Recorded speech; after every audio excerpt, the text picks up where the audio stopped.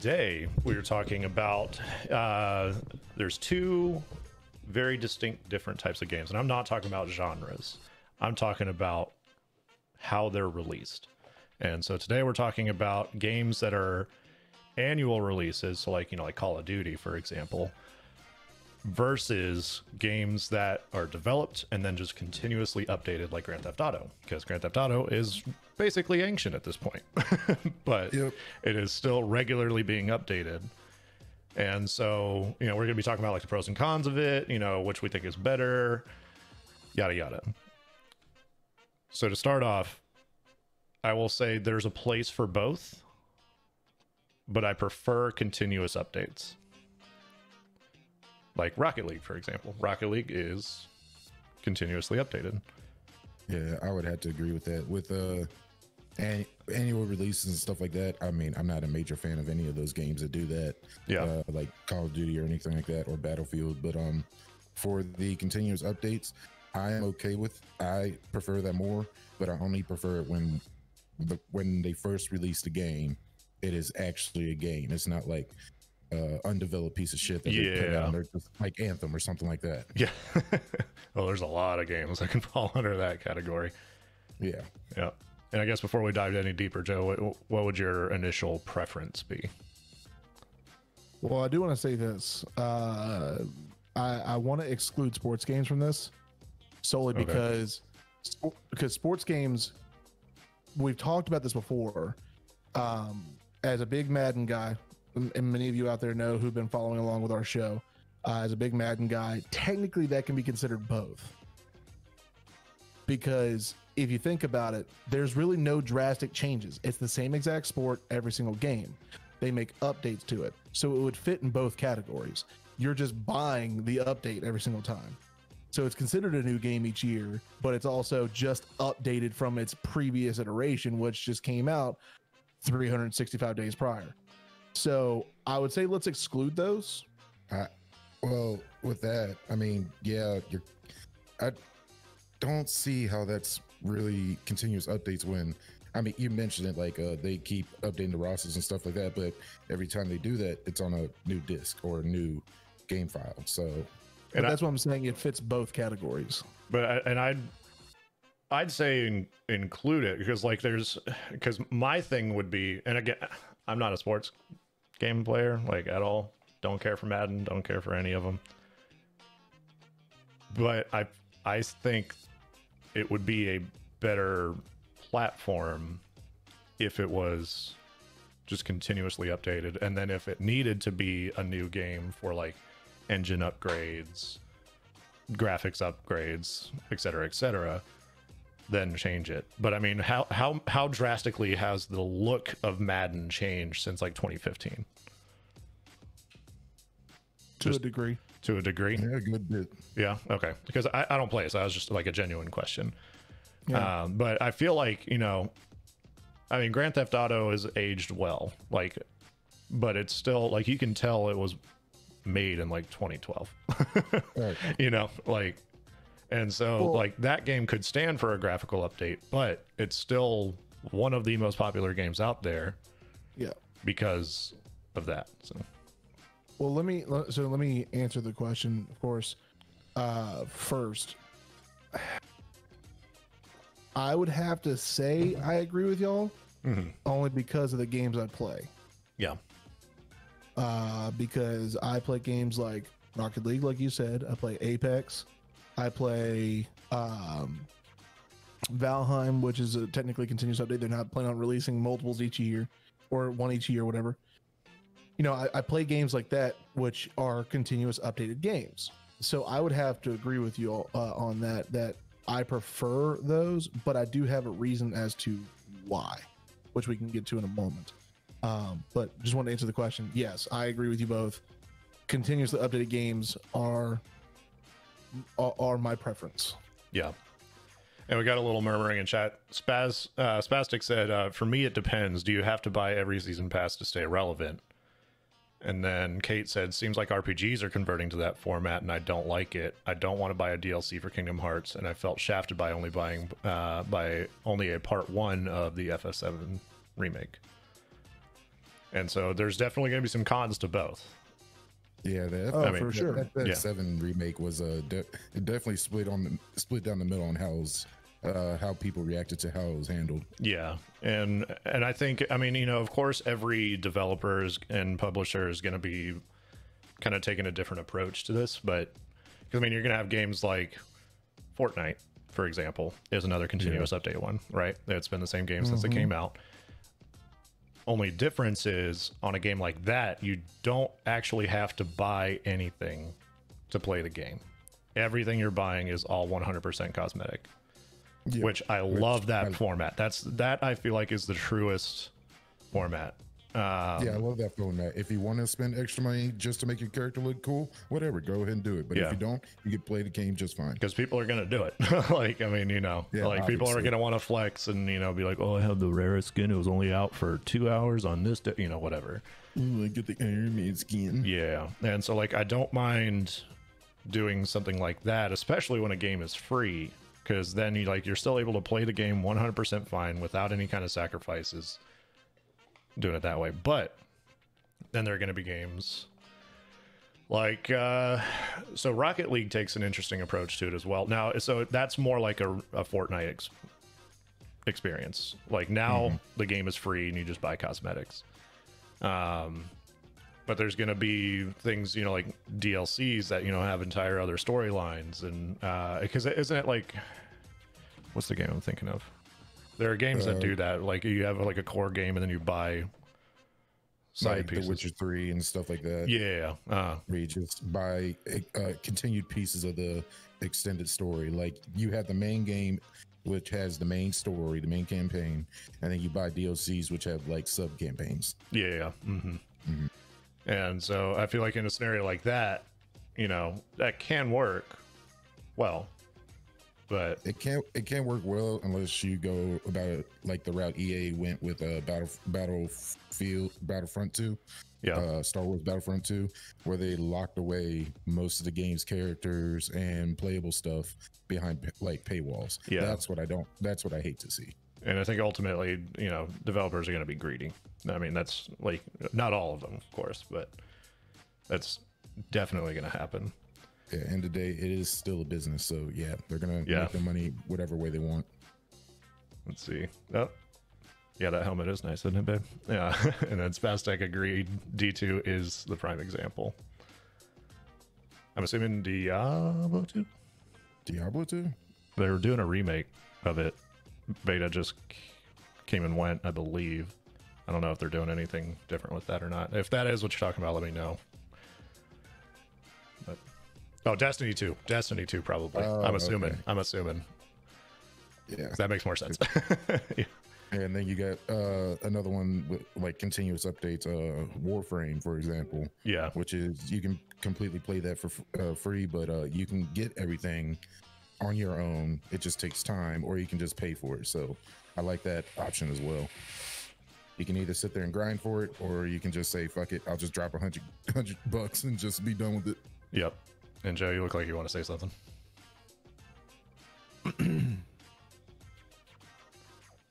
One second. Oh, great. Uh-oh. Scientech, listen to me. We're trying to run a show here. Sam has problems with Spectrum. All the time. Do better. I'm supposed to be getting 50 megs down right now. I just did a speed test because y'all have been very laggy. I'm sure I have been on your screen too. Which means I can't help these two gentlemen put out a great product for the viewers at home right now, both on YouTube and on Twitch.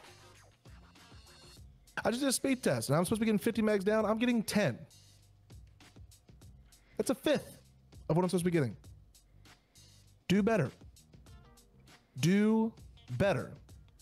That's a whole topic we need to discuss. Yeah. The internet bullshit that we go through, because that's a whole different thing. Cool. There we go. And You say do better, then they just reply back, well, then get better internet. Yeah. Gladly. Starlink, what up? Elon Musk. So I do apologize. I Oh, good. caught snippets of what y'all was saying because it was literally like on my end. Oh, As of right now, I know as of right now in our Discord call, I'm bouncing between 77 millisecond ping and 209. So Oh, we'll see how well this goes. Yeah, Nice. yeah. Okay. So my I want to start by saying that the problem, well, the reason why I go with annual release, and I'll get to the pros and cons of both of those as well, because I know I heard a couple of cons y'all said, and I fully agree that there's pros and cons to both. The problem that you see with annual release games is the fact that, take Call of Duty for example, where you either have one dev putting out one Call of Duty or another dev putting out another Call of Duty year after year after year. Mm-hmm. It gets to a point where it's just too much, Yeah. because you have to, and Anderson made a good point, you could drop X amount of money and get everything you need and the game's great and good to go. But the thing is, if you're dropping $60 every single year for a brand new game, and then however much it is to buy the entire battle pass to get all the fun skins and all the extra weapons and whatever else comes with it, it gets to a point where it's no longer what product can we put out for you, it's how much money can you give us. Mm-hmm. And that's a problem that I have with year-over-year games, because if I'm continuously, investing my money that I worked hard to get into your product, you could look at it from any perspective with that. I am brand loyal to a fault, but when I'm paying money that I've earned to invest into what you have produced and distributed, and then I have to go and buy the next game that comes out less than 365 days later, possibly, or a hair more, just to stay relevant within the game, that's where I have a problem. Yeah, I feel like that's the biggest overall flaw of like especially Call of Duty is, like, say there's a Call of Duty that you were liking, and the next one is just looking kind of shit. Most of the player base is going to move to the next one. Yep. And so therefore, there goes all, any kind of, good matchmaking opportunities that you get. I just wanted to throw that in, but you can continue. Yeah. Yep. And that's where continuously updated games get it right, because the relevance factor of the game, it changes. Mm-hmm. Reason I say that is because when you look at it, use the standpoint for Fortnite. It's a game that we all have ragged on time and time again, but Fortnite stays relevant because they look at what the social structure looks like. They see what's big. I mean, they do events all the time. They've had concerts in game. They've had movie related events. They've had all these different events that are related to the time that's taking place at that moment.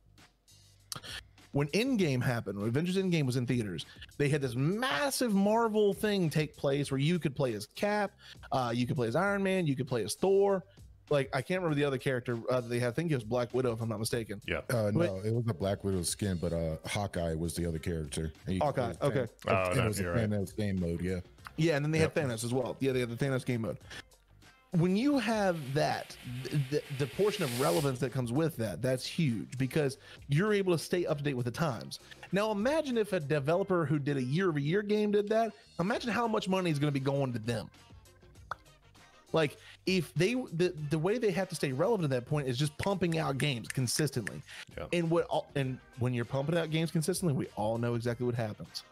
If you're focused on how quickly or the quantity of games you're putting out and how fast you're putting them out, you're going to lose sight on the quality of games. Mm-hmm. That's why I use Call of Duty as a reference. You go back and look at the Call of Duties. Infinite Warfare, Advanced Warfare. Those two games in particular come to mind. Ghost was okay. Yeah, Ghost was middle of the pack. It was mid-tier. Yeah. It was definitely on the decline. Mm-hmm. But when you look at it from that standpoint, they're trying to stay relevant, because the only thing you can keep doing is buffing up buffing the soldiers. buff what they're wearing, buff what they're using. Because That's why we the went from- exoskeleton got so just out of whack. Like, Yeah, we went from regular ass soldiers, like ones you could possibly relate to or whatever, to fucking Master Master Chief. Chief. Yeah. Yeah. Yeah. yeah, and that's I could relate to where Master Chief. I don't know what you're talking about. I'm sure. Well, maybe not Master Chief, but you went to like Spartan 4s or whatever. Yeah, yeah. Basically, but that's the thing, is that's what happens, is they lose sight of the quality because they want to pump out games over and over and over again. I mean, one of the only, and I don't even think this was a year-over-year title, but one of the only series that I can think of that put out games pretty rapidly and did well, and I could be wrong, but as far as in that franchise of year-over-year games, was Call of Duty Black Ops. Because Black Ops and then Black Ops 2 and Black Ops 3 came out really quickly, you know, amongst all of them. Like, it was like, but the relevance factor, the games were still fantastic. They offered so much, the quality was still there because they were devoting their time to those projects and saying, we need to make this next game as good as it possibly can be to beat the last game. Because Call of Duty Black Ops was revolutionary at the time, especially after World at War came out, and then they had the zombie mode with Kino on it, and then all the other zombie maps that came out too that you could get DLC for. Granted, you're spending money on the DLC, but it made you want to spend money on the DLC. You wanted to. And I know not all of us are zombie players. I love zombies, but it made I've you. never played zombies. Fair. No? Oh, But damn. it made you want to spend money on the DLC because they were so well done. Yeah. I haven't seen other games do that. I mean, Halo doesn't come out rapidly. Halo, it came out every few years. Yeah. It's taking a sweet ass time. Hurry up. I want mean, to play yeah, Infinite. I mean, we all want to play Infinite. Yeah, I want to play Infinite. But I'm also take your torn time with it. Yeah. You know, like don't rush give us it. that shitty like E3, the Yeah. Xbox review you have for us. Yeah. Please buff it out. Yeah, yeah. Yeah, But that's my point, is any kind of developer who's putting out year-over-year games is only focused on just pumping out units because they probably have a name backing them that's going to make money. And The easiest that's way really to say it is that those companies are just focused on revenue at that point. correct. That is exactly right. 100% correct. But that's where devs who do continuous updates do so well. That's why Epic paid a shit ton of money to get Rocket League, and even though they kind of messed up at the beginning, they're getting better. They're getting better. Slowly They're- meandered their way back. Yeah, they're not. It's still not the glory days, but you know, like It's not. It's still.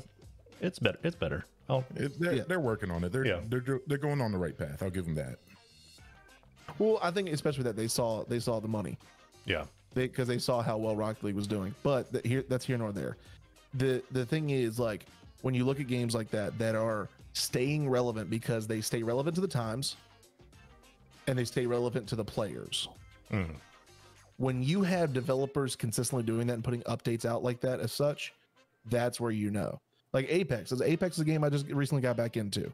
And there are a shit ton of other legends on there that I had no idea existed. Yeah, there's a lot of them now.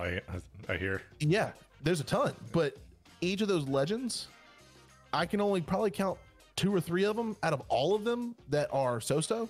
Everything else is actually really good. So it's like when you I don't have know. I just play Wraith, so that's fair. But when you have these when you have Apex, who is fully funded by EA, the king of microtransactions, but they're still putting out that quality of gameplay and that quality of updates, it makes a difference. Well, I think that you can really see how much Fortnite kind of disrupted your traditional gaming mediums. Because before then, Yes. there wasn't too many games other than like GTA and Rocket League that you bought once, maybe a sprinkling DLC or some, you know, customization stuff. But you know, there wasn't that many games that do that, and now you're starting to see it more and more everywhere. Yeah, because it's a model that appeases everybody, and it shows that you don't need to release a game every single year to stay relevant. You just need to stay relevant within that game and continuously update it. And that's why I think I prefer it, because it it feels better. Like, you know, Yeah, I that's mean, honestly what it kind of boils down to. yeah, to go along with that, because I got really heavy into like RPGs and stuff like that, so I was always used to like the continuous updates because I played a lot of Bethesda games and stuff like that. And Bethesda really took that formula and kind of they flipped it because they were doing it on their side, but they also let the community do mods and stuff like that, Yeah. which is also fun because sometimes mod games are better than the original game. Honestly, though, I mean, and Bethesda games almost exclusively. I'm not saying that they're exclusively are Kind of better, like their own genre, but yeah, like I mean, you see constant updates, you know, for Skyrim, Fallout, like anything like that, you know, and it's something that you can download easily and, you know, completely change how the game is. Like there are people that create whole separate worlds and stories for it. oh, Which yeah, is it's- impressive. That's a topic for a whole nother day, though, because yeah. that we can go. soon for a topic about mods. Yeah. But like so, and I know you said you don't really want to talk about the sports stuff, but I do want to kind of touch on that for a little bit longer. Do you think Madden would be better as a continuous update game, or do you think it would be like it should just stay the way it is? Like they just have a Madden NFL game and then they update the roster and stuff like every year without having to release a new disc or new game file for it, kind of like that. Yeah, and then even, you know, like when you're playing online, I know like part of the whole point is to be able to play as your favorite team, but what if you want to create your own team, you know, like, and because I know they have like what is it, Ultimate Team and stuff like that, right? Like, you know, creating your own thing, so, you know, you can have like skins, like, you know, legendary stuff like that you can buy. And I know like the sports community might not buy into it as much, but I think it would still be successful personally. That's coming from a non-sports guy though, non-sports game playing guy. I watch sports. Sports. Shout out Philip Franco. Did the ball go? The ball did go. Awesome. So I think there'd be a happy medium to that. I think Okay. the happy medium would have to be releasing a game every 2 to 3 years. Okay. Because if you look at the quality of graphics change between, and I'll say 2010 to now, it's changed drastically. Right. But it doesn't change that drastically year over year. Yeah. If you look at Madden 2020 and Madden 2021, and you're playing on ultra specs, like ultra, everything maxed out, the games look identical. Absolutely identical. I'm talking all the way down to the detail of the hair, eyes, nose, mouth, identical. If you put out a game, because I feel like this would help tremendously, if sports, and this is not just Madden related, this is Madden, NHL, 2K, MLB The Show, all sports games encompassing in this. If you put out a disc, a hard disc, every 2 to 3 years, it gives you time to focus on updating the graphical content for that time it's coming out. I don't need to spend, and I have the perfect example of this. I don't need to spend $60 every single year to play the game that looks identical to the one you put out last year. Why? Anderson and I still play Madden 2016. Yeah. It plays perfectly. Now, there are some hiccups, but it plays perfectly. And I mean perfectly. It gives us everything we want. We have many stories. We have many rage quits. We have many funny moments with that game. But that is a prime example, because between Madden 16 and Madden 20, a lot changed. Yes, it did. Yeah, Anderson had never played Madden 20. I had it on the PS4 before I sold my PS4. he came over, we played it, and even he was like, damn, a lot has changed. A lot, because it felt smoother, it felt more fluid, it felt as real as you could get holding a controller.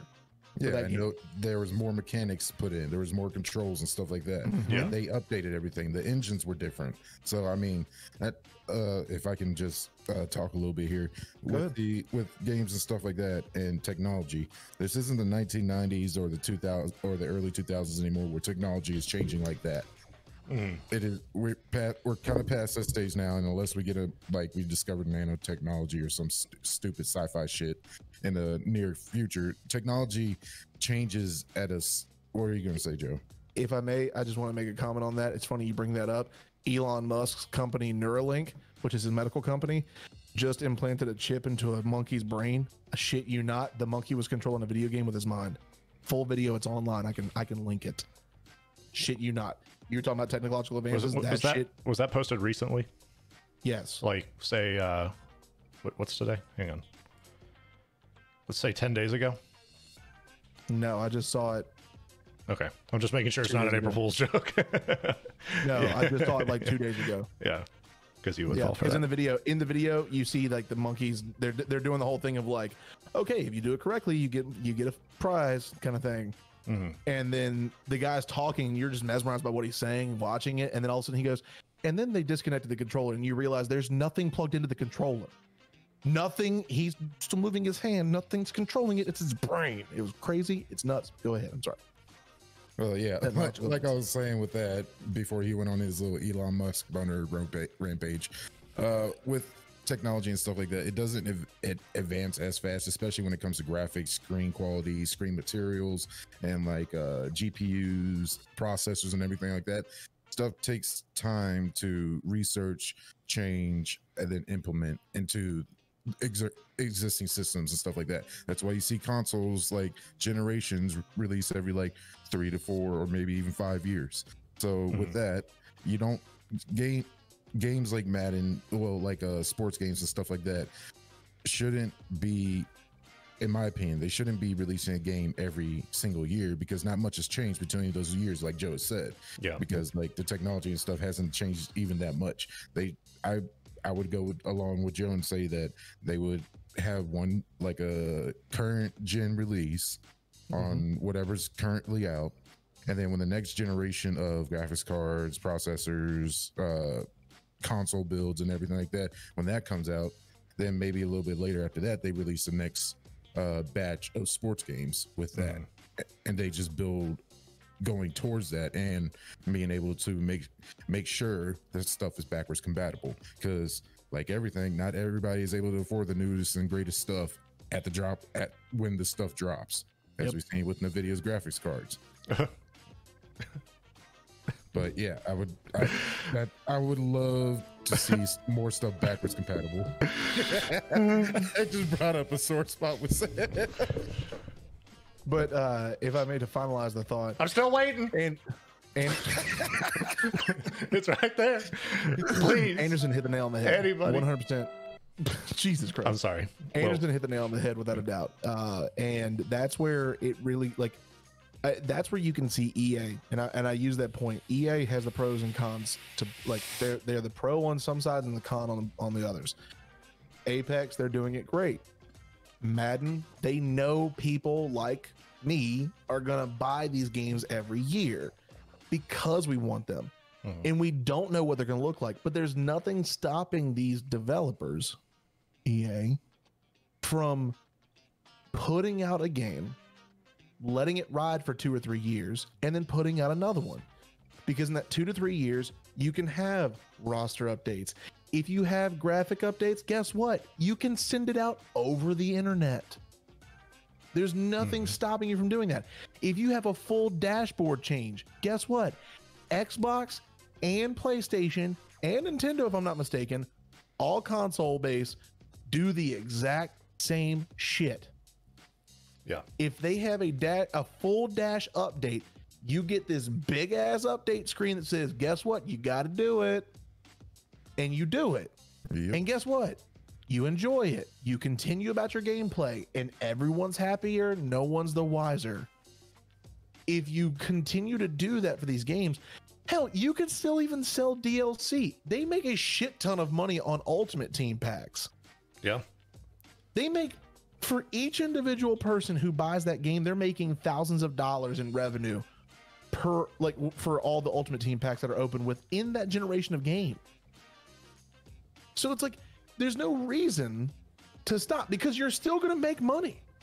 You're still going to have this revenue, because if you have these continuous updates, these graphic updates, these roster updates and such, the statistical updates of each individual player, you're going to see people wanting to invest more and more and more, because guess what? That $60 they didn't have to pay for the game, they're going to probably end up dropping $100 just like that to go get more ultimate packs or whatever. Yeah. The money's not going to stop. It's not a money factor. People are going to buy what they want to buy. Oh, 100%. I couldn't tell you. I've probably spent at least a few $100s on, and unfortunately, once Epic took over, this kind of killed it. But on Rocket League, like for their chests and everything like that, like, and that's just because like I wanted to, like, and unfortunately with Rocket League, the game was only $20 when it came out. So like, you know, it wasn't exactly the most expensive game. But I mean, even like the days when games were like only $20 or $30. Oh, so good. I mean, but that one even still came out like in the era of $60 games, which I mean, we're still in technically. I mean, like last night we were trying to think of a game to play after we were playing RE Smart in the 5th grader. Joe brings up zombies, like OG zombies, and I'm like, yeah, I'd be down. I haven't played that in literally years. Went to go buy the original Black Ops. It's still $40 fucking. Like, no. Yeah, I was like, that game is like what, nearly 10 years old or more. I don't know. It's feels old as fuck. Oh shit! Black Ops came out. Yeah, probably about say 2011. It would be. It would be close to 10 years. I'm gonna look that up. Google. Where you? Oh, Soren, you got an ad to come and watch this? Hell yeah! Wow. We getting paid?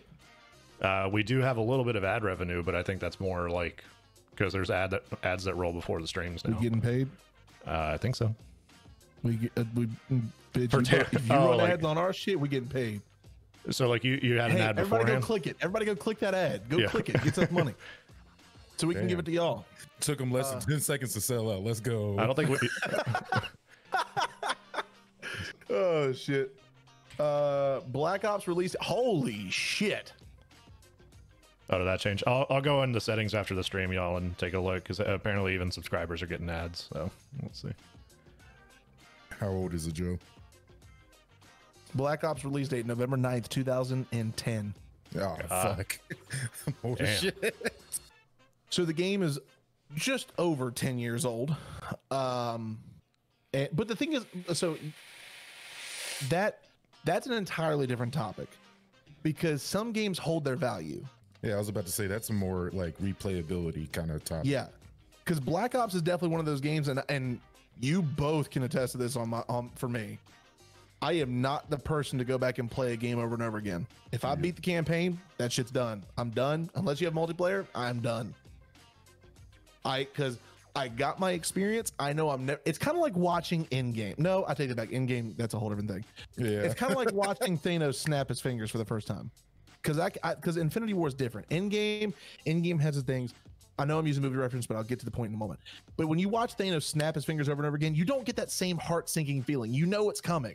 You know what's on the way. You feel it. Yeah, because like back before pre-COVID, when people went to go see Infinity War in theaters, and you saw it for the first time after you just dropped $10 and $20 on popcorn and shit, you hear that snap and you see everybody disappear. You're like, oh fuck. Yeah, everyone's crying. Everyone's just like, oh my God, Spider-Man, what? Come back, Peter. No, Mr. Stark, I don't feel so good. Yo, like, Peter got dusted. Shit. But like, you see that, you know what's coming, but then you watch Endgame, which has complete like viewability over and over and over again, and you're waiting for Cap to hold Mjolnir. You see him hit Thanos with the hammer, and you're just like, yes, and then you're just waiting for Avengers assemble, and you're just like, like it's the same thing. It's like there are games that have that replayability, and there are games that don't. And Black Ops is one of those games where you're just like, oh, get him, Mason, get him. Like, you feel it. You want to go back and play Kino. You want to play all the DLC. That's why that game is so much, like, why it's still so expensive. But that's a whole different topic for another day, because there's a shit ton of games we could go through for I that. was about to say, let's just add that to the list for next Yeah. podcast. Yeah, I'm actually gonna put that on the list right now. Yeah. Actually, Yeah, I need to go through and actually update that list, because me and Sam were going through it last night. We were just like, oh, It's like half of these are done. talked about. Yeah. And chat, just to let y'all know, I did go and double check that setting. It is now turned on to where subscribers will not see advertisements. I apologize for that. Don't know how it got turned off, but maybe it was automatically off. I don't know. Still trying to figure out the whole affiliate thing, but it's now off now. So in the future, no more little Sia ad spaz or Tampax ads. Clearly, the targeted advertising isn't working, but yeah, we had apparently not. yeah, apparently he had a fucking Tampax ad on. Like, that's not our shit. Like, Twitch, y'all need to, like, I feel like we've been streaming long enough now where you should be able to know Twitch, what our shit is. None of us have that genitalia. Why? could you imagine if the three of us ran that ad, just us though? How fucking thrown off people would be. They'd be like, the fuck? Yeah. The fuck they know about tampons? Like, oh my god. Anyways, Newsflash, I don't know shit about them. shit. But you know that. So you're making your point there. Like, you know, looking at Black Ops and stuff like those. That game and games like that where they took the time to add that quality, because we're going back to this, we're going back to say that, like, you know, looking at sports games as well, but kind of wrapping that in is, you know, those games were so good in quality because the company that they took time, Treyarch took time to make those games good. They took the time to do it. EA and whoever the hell the other devs are, I don't play MLB The Show. I love baseball, go Bo Sox, but like, I don't play it. I do play NHL. That's also EA. Mostly all the sports games are EA. Like, I thought all of them 2K were. isn't. 2K isn't. that's why I said MLB The Show mostly. isn't. Yeah.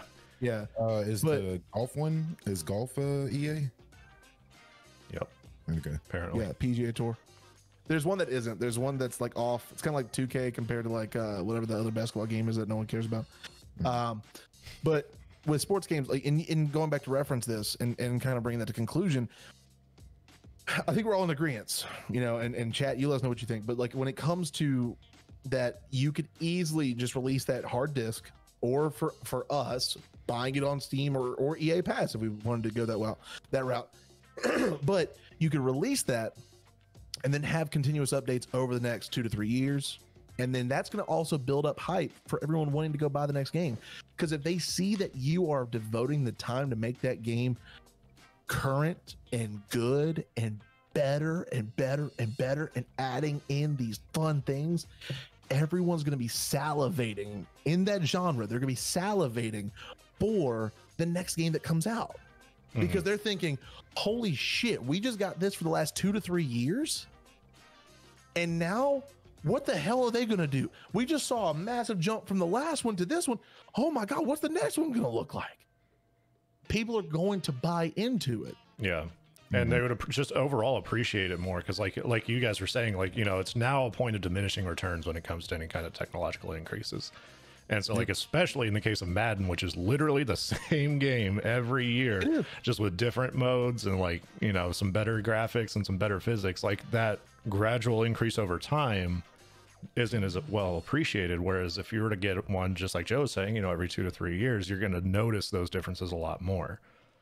And so, like, with Madden, the Madden games, just to use those specifically, like, I've noticed with Madden, it usually doesn't significantly change until about like 4 years in. Like, I'll reference Madden 08 to Madden 12, big difference. Madden 12 to Madden 16, huge fucking difference. And Madden 16 to Madden 20 or whatever, Astronomical. Yeah, you don't really notice a change until like about like 4 years have passed. It's like a presidential term for the video games. And that also helps too with the quality of gameplay, because you got to think. So when you look at sports, not everybody understands sports. They don't. It's okay, and it's okay if you don't enjoy sports. It's okay if you're stupid. Jesus, that's not what I was going to say. It's okay. Anderson does not reflect sports. the views of the Gaming Bunch. Yeah, right. If you didn't know that already, you can get the fuck We need a out. damn ticker at the bottom of the screen. I can make that happen. I'm just gonna have it right over his little window. We need to have it voice activated, so when he starts talking, it starts scrolling. Yeah. But I can when make it happen. you look at it, not everyone's going to enjoy sports, and not everyone understands this. But from a sports perspective, and I know a lot about football. Anderson and I have had this discussion, and if I'm lying, I'm dying. But I know a lot about football. I do. It may be useless knowledge. Who cares? But when it comes to that knowledge of football, it also translates to how you play the game. Mm-hmm. Each individual player has a different playability, a different playing style. They don't just go out and try and tackle someone. You don't see a receiver just run streak routes every single time. It doesn't work I'm like playing. that. Sam. Unless I'm playing. Unless Sam's Yeah. playing, then it's Wes Walker Hail Mary. Yep. But it's not like that. It's each individual player has their ways of playing, and you see that reflected heavily in Madden 20 and 21. Yep. You didn't see that as much in Madden 16 the way Anderson and I played, because I could send anybody on a damn streak route and let them go up and catch it. It doesn't matter. He can It send a doesn't. fucking linebacker. It doesn't fucking matter. Yeah, like, okay, you just pair it up. I got the best cornerback in the game right now going up against the best wide receiver. I guarantee you it's gonna be a one-on-one matchup, and we're gonna see who's the best man with the hands when we get downfield, and someone's gonna chuck it 50 yards. That's exactly what you can do in Madden 16, and it happens. Anderson's blown me the hell out the water 80-0. I've blown him out the water 80-0. It doesn't matter what team you use. I take that back. Yeah, I would retract that. At that point, don't use the Browns. But you know, it does. To a degree, it doesn't matter what teams you use. But in Madden 20 and 21, Oh God, it matters. a each lot. individual receiver has their strengths and their weaknesses. If you send a slot receiver on a streak route, it's not guaranteed that he's going to win the one-on-one matchup. If you send a slot receiver on a slant route and punch in the gut underneath the safety, guess what? You have a higher chance of that receiver catching the ball. The quarterbacks. I'm not going to go run 50 yards with Alex Smith, Oh God. but I am going to go run 50 yards with Lamar Jackson. There's differences in the game that are built out, but you see that Anderson hit the point, nail on the head. Fantastic. Mwah, chef's kiss. You see that change every 4 years. In some, it may be a little more. You see these updates come out twinkling through every, say, like I've used a reference 2 to 3 years. But 4 years really is that golden point of when they've made such an astronomical leap to the next game that you see the difference. And I think that's where they're missing the mark. That's where a lot of these devs are missing the mark, is we, as the consumer, pay attention to this shit. Yep. When we're playing the game, we're the ones who sit down, we power on our computer, or we power on our Xbox, or we power on our PlayStation, or Nintendo. Nintendo actually does a really good job. Just saying, y'all should learn from them. It's a lot What better. up, guys? Yeah. But Yeah. Horrible when customer we sit- service, but they do a good job on the product release. Exactly. But when we sit down as the consumer, if I'm here and I'm picking a game, I'm paying attention to how well this game plays. There are games that I won't touch because it's shit. But I pick up on that because I'm the consumer. I know what I want to play. I know how I want to play it. I don't control how the game is made, but I do control where my money is spent.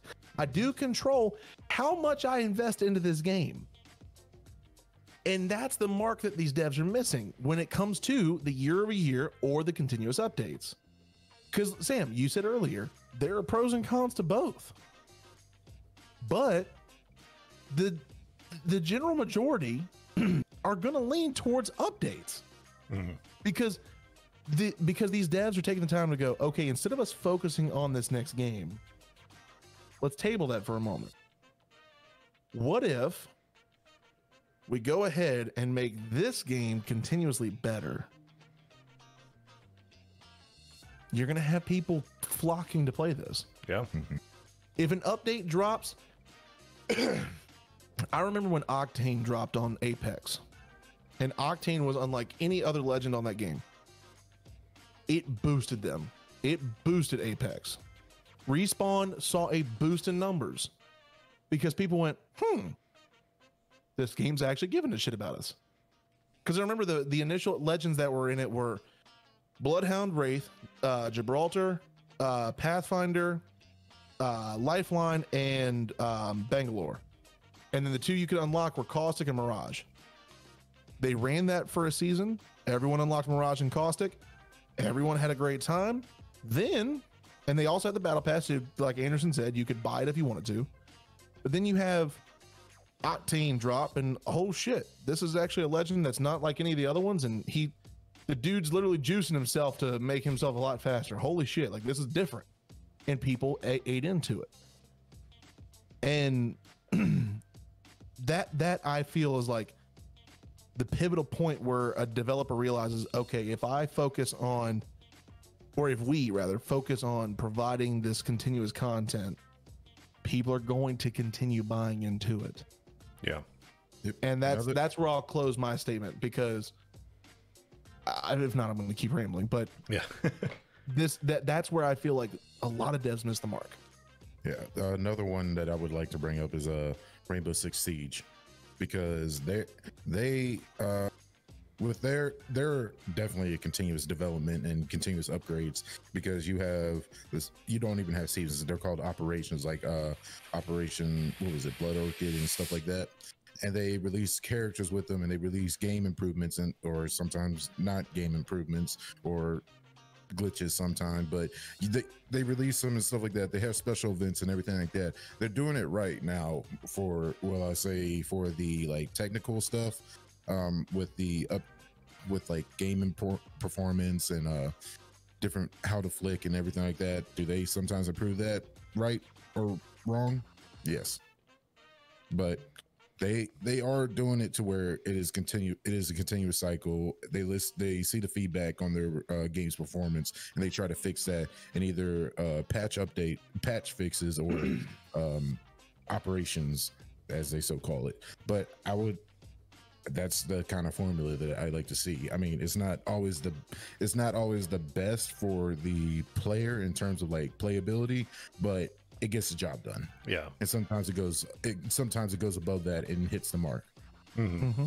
And I think overall, like for the most part, the main kind of like continuous update games, or I think genres that would benefit from that, potentially sports if it's done right, shooters definitely, RPGs not so much. No, RPGs can kind of just stay on their own. Yeah, like RPGs, and then like dedicated single player games, not so much. Yeah, but they're not going to come out as often anyway. So yeah, I was gonna say dedicated single player games. Like the first one that came to mind when you said that was Devil May Cry, because that's one that I love. Yeah, but if that game did that, I don't think it would work. No, and those are excuse me, the biggest. Let me get a sip of water real quick. Yeah, I'll continue the point. For like Devil May Cry and stuff like that, it would not work, because those games and the way they're built and the way they're played are not for continuous updates and continuous like changes within the gamescape itself. It's more just, we release it one time. If there's any major problems, we fix it. But also there's storytelling involved. Yeah, and you have to have time to write the perfect story to continue it. Yeah, yep, you cannot rush RPG. That's the thing that I think a lot of like the Call of Duty campaigns over time have really suffered from, is like the first couple were great. Oh, Modern Warfare 2, Black Ops, World of War, like all of it were great, fantastic. And Battlefield's another good example of that. Like, oh yeah, Battlefield's campaigns were immaculate. Like some of my favorite campaigns I've ever played. Now, including Bad Company. So Bad Company was the fucking Bad shit. Company was amazing. Yeah, they did really, really good storytelling. Now, not so much. Like they're doing okay, but like I like the war stories, and I'm just now going through them. But it doesn't really feel much like a campaign, as more just a collection of short stories, which I know is probably the point. But like they're not getting quite as good with it. I was about to say, for me personally, I fell off with Battlefield stories after 4. Yeah, Well, they're I played the. go ahead. I was gonna say I think Battlefield 1 had a campaign mode to it, but it was really short, like 4 hours or something like that. Yeah. I don't I'm even going- think it had that. Oh, If really? I'm going into a campaign, I want a long campaign. Because if I'm not mistaken, with Battlefield 1 and Battlefield 5, they invested a lot of money and kind of went all chips in on the multiplayer side. Yeah. That's why I think it was Battlefield 1 flopped so damn hard, because There was They- nothing else other than multiplayer. well, not even that. They put all their chips on Firestorm because Battle Royale was the big God. thing at the time. Firestorm was such a fucking ass, man. Yeah, so I even tried. unfortunately, yeah, I played Firestorm right when it first came out, and I hadn't played it in a while. I tried to play it the other night, and no one's even on it. Yeah. Like, no, I couldn't even get a match. But they put, because at the time Battle Royale was so massive. I mean, you got to think, you had PUBG, Apex, Fortnite, of Duty, even Call of Black Duty Ops had one 4. out. Yeah. But all these games have Battle Royale, and they're like, we got to keep up with the market. How do we do it? Well, I'll put out a Battle Royale. Okay, how do we change it? Well, there's a zone. Oh, shit. What if they get on fire? Like, Oh my Huh. god, that was literally Firestorm. Oh, we want battle royale? Okay, so what if we make the player spontaneously combust every like 5 seconds? yep. Yeah. And they went all chips in on that, and that's where the downfall was on that. But the stories for all the previous ones are fantastic. Yep. And there's one type of game that we surprisingly haven't mentioned yet, and I want to thank Soren for bringing it up. That kind of falls into its own category, but it kind of falls into, it's mostly the continuous update. Well, it is 100% the continuous update is Minecraft. Are we? So Minecraft has a campaign to it now, technically, like a story mode, True. right? Technically, yeah. Yeah. So I mean, there's an end game that you can beat and roll credits, but then you just keep playing after that, Yeah, right? I mean it's kind of pointless, but yeah, you can do Yeah, it. but I mean, it's getting there. Like, I mean, it's way better than it was back in alpha when it was literally just a sandbox. Yeah, but yeah. the beauty of Minecraft is it can be literally any. Oh, there's 2 end games now. Okay, I haven't played it in a long time. Okay, but yeah, now you can like add shaders and add graphics details. Well, and it's not everything, even like, that. add shadows. I don't even care about like the graphics part of it. The graphics is the least of my concerns when it comes to Minecraft. It's true. It's a block by block thing. Yeah, and you can't make it look great, but it's all the online components. Like, it is a literal sandbox where you can make any other game that you want. And so like that's why I think it's kind of more in its own genre, even though it's technically like a continuous update one. You know, because like you buy the game once, maybe twice if you get the RTX version, and then that's it. You just I play. was about to say Microsoft and Terraria kind of stand alone in their kind of own separate kind of update slash play like reusability cycle or something like that. Yeah. Mhm. I mean, because Minecraft is getting old now too, like very old. Yeah, But is it's- very- We're getting old, boys. Yeah, but I mean, you got to like. I don't think there's a single game that has been out that long and still played to the level that it's played. You know, like Grand Yeah, Theft Auto Minecraft is the has closest that blown I that can out. think of. Yeah, but you know that came out what 2012, something like that, 2013. I think it's 2013. Because Joe, weren't we don't living know. I'd have to at over off Graves Mill, Old Graves Mill, when that one came out? What? When Grand Theft Auto came out? GTA 5? Yeah. Oh, I know GTA 5 came out. it was already out, but 2013. because it came out. No, because I think it was already out, and then the Xbox One came out, and we bought it again, or something along those lines. Anyway, but that's the next closest I can think of. I gotta look this up now. Yeah. Ooh. Let's see. GTA GTA 5 was September 17th, 2013. Okay, Yeah, so I yeah, thought it was 2013. Okay. Yeah. So I mean, we were living. Oh God, where were we living? We were between. We were living. We were living at. I don't remember. God, that's a whole story. We were living at Kendall Square. Yeah. Mm, Yep.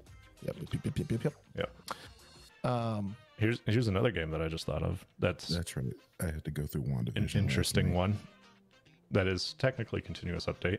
RuneScape. Ooh, RuneScape. RuneScape. RuneScape. You can play it for free. Hey, RuneScape's fucking OG and boss, so I don't want to hear anything. I can't say anything. I play Madden. There's That is true. You kind of invalidate yourself with that one. No, I don't think I invalidate myself at all. I think everyone has a valid opinion of what they want to play, and they can play whatever the hell they want. Yeah. That wasn't meant to be serious. It was a joke. You sounded extremely serious. You had serious Anderson voice on. That's why I was like, okay. Good. No, But- that wasn't serious at all. I'm sorry if you thought that. Well, it's okay. I appreciate your apology, and I'm sorry that And I now took you it can go fuck seriously. yourself. I apologize to you. Go fuck yourself, sir. Now, RuneScape, though, is probably the most expensive when it comes to continuous update games, because you got to pay a monthly subscription in order to access that content, Yeah. which is fine, because now the other thing is, too, you can buy membership with in-game currency. So you don't necessarily have to pay actual money into it, but if you do, it can be either as cheap as like $6 a month if you buy it annually, or as expensive as I think 15 if you just do it monthly. But I'd say that's probably it's another perfect example of a continuous update game if you buy the membership, whether in game or otherwise. Yeah. I mean, that's kind of normalized now because everything kind of has a membership with it. But I think that's probably the first example of a continuous update game, not RuneScape necessarily, but like games like it. So, like World of Warcraft and, stuff like that, because they had continuous updates technically, but then they also had DLC packs. So Yeah, like World of Warcraft. I can't believe we haven't talked about that one. That's a fucking huge one. Yeah, but with those, I mean, when you were buying the DLC, you still had the main game and you could still play it. But if you wanted to access the expanded stuff, like you had to also buy a DLC, which was typically at least a little bit cheaper. But Yeah, but the thing is, like, the DLC even comes out like a bi-yearly thing. Like, they don't put out DLC that fast. People wait for those DLCs because they want to grind on the game as much as they can, raid, and then it'll whatever the next one comes out, they're building the hype for the next one. I also just thought of a genre of a pivotal point of continuous update games that come out every 2 to 3 years, and that is fighters. Fighters are huge because, and yes, Anderson, trust me, I didn't think of nuns when I said that, so I just want you to know that. Like, I don't like to think about. See, no one thinks of that because it's such a fucking niche game. It is. I also just don't like to remember me getting my ass whooped. But I think of like Mortal Kombat and Tekken, where like Instinct. and Killer Instinct, where they have fighters that they put out over time, and they continuously update the game until the next one comes out a few years later. And that's crucial. Like, even Mortal Kombat got to a point where they were putting out a game rapidly, and I mean, it was like game every year. It's like, but then it got to a point where you play the storyline and it's like, this story's shit. They had a story, I think it was Annihilation, where the story was just absolutely, you beat the story in 45 minutes and it was garbage. I mean, garbage. Now, You beat it and you're like, why did I pay this much money for this damn game? Like, I will say, when it comes to fighters, that fighters have progressed a lot with their story elements the campaigns, I should say, because back in let's say back in the early 2000s when I was playing them on like the PS2 and stuff like that, fighters had really short stories, and they were usually just like kind of like arena set stories where you would just do fight after fight. It'd be like a tower climb, but nowadays there's actually story elements and storytelling to them, because they evolved to include that. And because back in the day I used to play like God, let me date myself on this one real quick, like Naruto Uzumaki Chronicles 2 on PS2.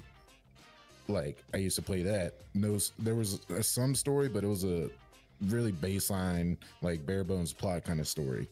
Nowadays I go into a game like let's use DBZ Fighters for that one.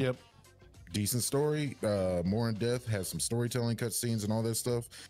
I mean, they've evolved, but I mean, when it comes to fighters and them updating their games and going through the cycle and stuff like that, part of the thing with that is because when you're working with fighters and you're playing fighters and stuff like that, they're complicated with the button inputs and the button combos and everything you got to put in to make sure you're doing the right thing to actually either get better or beat your opponent. So when they go back and be like, all right, we want to make the next thing a Mortal Kombat, they always got to look at it and be like, okay, how can we make the combinations better? How can we make them more streamlined, more easy for new players to get into? How can we customize them to actually do new moves and stuff like that, or old moves that just look better? And it's pretty fucking complicated, because if you send someone new into like Mortal Kombat or Killer Instinct, they're gonna button mash. They don't know what the fuck they're gonna do. Mm-hmm. That's me. 100%. I don't like fighting games. That's fair. Like, yeah, no, to each their own, you know. Absolutely. Soren brought up another couple examples of fighting games that kind of done that, as Super Smash Bros. And Tekken. Well, you said Tekken already, but yeah, Tekken, what else? Street Fighter, stuff like that. Absolutely. But yeah. We're not going to rope in that garbage. Like, we're not going to rope in garbage ass Marvel versus Capcom. No, that can stay well the fuck off. Yep. If you want to watch me rage over a game, go watch that episode, because I wanted to break that damn game.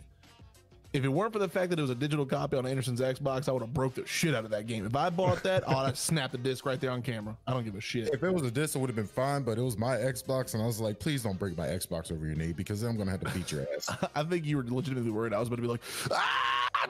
It was. I was just like, my Xbox is in danger. Yeah. But I think overall, kind of in conclusion to all this, and I think we all are in agreement on this. Everything is going to have its pros and cons, without a doubt. But the pros outweigh the cons when it comes to continuously updated games. Mm-hmm. And even for the ones that it doesn't have as many pros as the other ones, it's just you can do continuous updates, but you can do an annual release. Just space it out. Yeah, like when you do the releases, I can only think of a series of games. Specific series, I can only think of maybe counting on one hand, if I'm lucky, on what golden goose of a golden egg came out of a goose somewhere, showing that was possible. Outside of that, and I used Black Ops as reference earlier, outside of that, not so much. Like,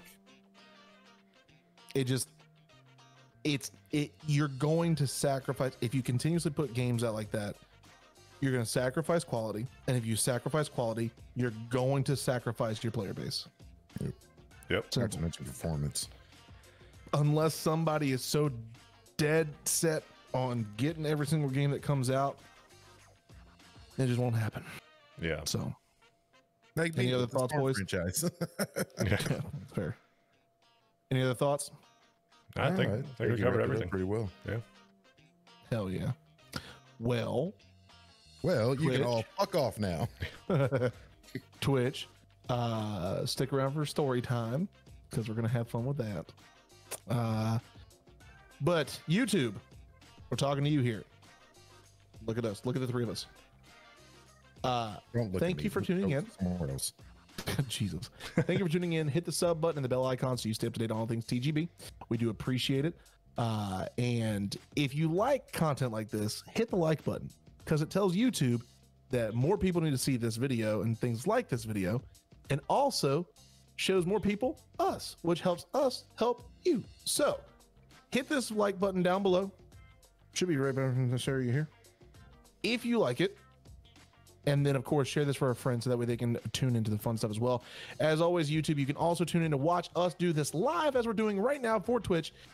You can tune in every Saturday for the challenge or playthrough at 8 o'clock Eastern Standard, and Sunday for the podcast, 8 o'clock Eastern Standard. And then also you can tune into any playthroughs we do through the week. I know I'm playing Assassin's Creed Valhalla right now every Tuesday at 8:30 Eastern Standard Time, and Sam is doing his playthroughs. He's got other games he's might be doing. I think, I don't know. We haven't confirmed that yet, but not gonna. It's a secret. It's a secret. Tune in to see him. He has Mondays. That's all we know. He likes to be wild and spontaneous. I will not be streaming tomorrow, but probably the Monday after that. So, yep. And of course, YouTube, you're seeing this on a Monday, so that means tonight, tune in, 8 o'clock Eastern Standard. Watch Sam. But thank you so much. We appreciate all of you. If you feel so inclined and you're watching us live or watching this afterwards on our Twitch, hit the follow button. Also, Sam, let the people hear it. Hang on.